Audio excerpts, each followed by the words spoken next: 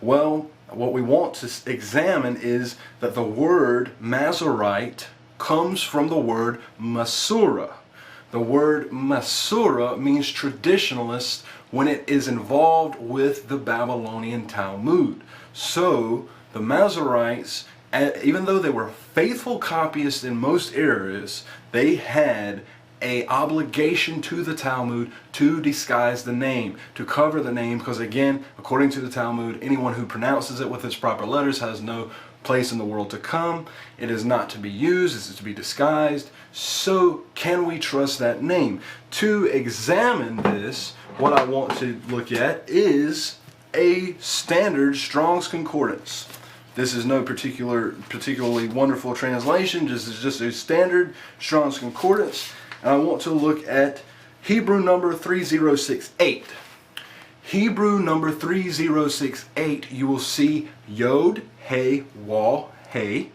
However, you will see the dots around the letter. And you get the pronunciation of Yehovah as it appears here.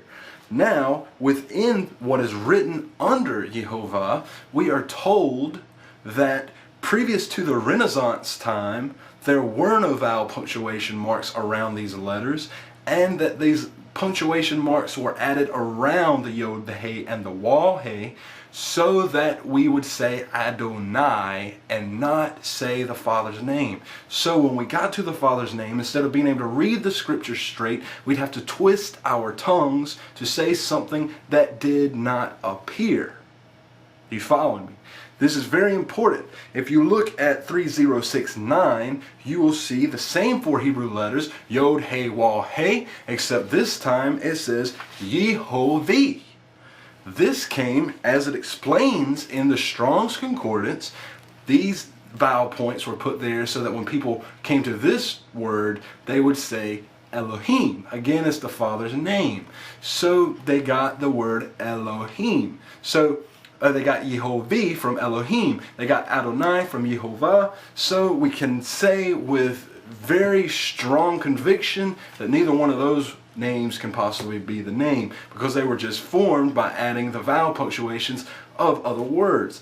And we know he only has one name. When he spoke to his prophet, his servant Moses, he spoke one name. He said, Hayah, Asher Hayah, I am that I am. Moreover, he spoke to him his name, Yod He Waw He. He said, this name I was not known to by your fathers, but I give it to you. And he revealed it to his people, and the prophets later used this name. We know in Zechariah chapter 14, it says, in that day he shall have one name. Why is that? That is because we see so many variations of his name appearing today.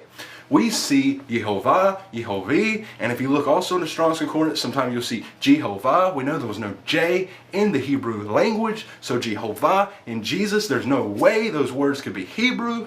We also know that it is not Yahweh. We see the words Yahweh in here. We're going to explain that later on. But this is also presented within the Strong's Concordance. So we have about 4 or 5 different names that are found just in the Strong's Concordance. But we're going to work off of the letters. But before we begin to work off of the letters, I want to address 2 books that are by rabbis that state that the name was previously used. The Old Rabbinic Doctrine of God by Rabbi A. Mamerstein says this: there was a time when this prohibition of not using the divine name was entirely unknown among the Jews. Neither in Egypt nor in Babylonia did Israel know or keep a law prohibiting the use of God's name, the Tetragrammaton, in ordinary conversation or greetings. Yet from the 3rd century of the Common Era unto the 3rd century of before the Common Era to the 3rd century of the Common Era, such a prohibition existed and was partly observed. Now in Dr. Cohen's book of Every Man's Talmud, we see that there was a time when the free and open use of the name was used even by laymen and was advocated. However, this does not mean that the people of Israel did not hold the name in reverence. We know that we can reverence the name, but we are told to use the name, to call upon the name, to preach the name. But we have to use it in all of reverence. So, What is this name? What is the name that has been taken from the people? What is the name that has been said no man can speak it, even though all of our salvation in the latter days depend on it? Well, we want to examine a few scrolls first to give us a better understanding of the vowelization markers and how they are very new to the language. What you will see behind me is the Shema scroll. It is from the 2nd century and it is pre-Masoretic. And you will notice there are no vowel markers. Also, now you will notice behind me what is called the Ezekiel stone. It dates to the 550th year BC. There are no vowelization markers whatsoever. None of the Dead Sea Scrolls have vowelization markers. The Dead Sea Scrolls happen to be our oldest versions of the Hebrew Old Testament, the Tanakh, and there are no vowelization markers used. You can see on the Hosea scroll behind me, and now you can also see on the Tehillim, the Psalms scroll that is also behind me, there are no vowelization markers. Now, the picture that you see behind me is a modern day miracle. This particular stone that you see behind me was found in New Mexico, in Los Lunas, New Mexico, and it is the 10 Commandments found in Paleo Hebrew.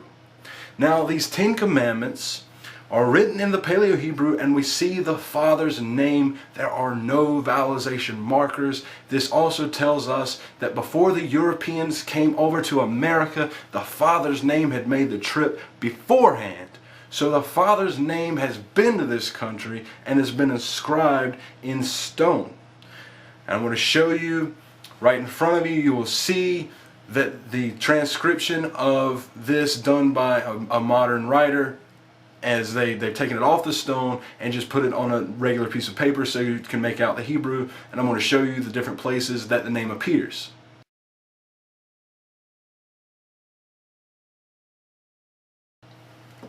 Okay, so moving on, now that we see that the vowelization markers are very new to the language, we're going to try to attempt to say the name. We got to proclaim it, we've got to preach. We've got to preach it, we've got to speak it, and I'm convinced without a shadow of a doubt this is the name that I'm going to be revealing to you. We've got to try to say it without vowelization markers because they are hindering us and distracting us from saying the name. Again, they were put there so that when an individual got to the name, they couldn't read the scriptures as they appeared. They had to read something that did not appear, that was added as for Adonai and Elohim. So we're going to look at these letters.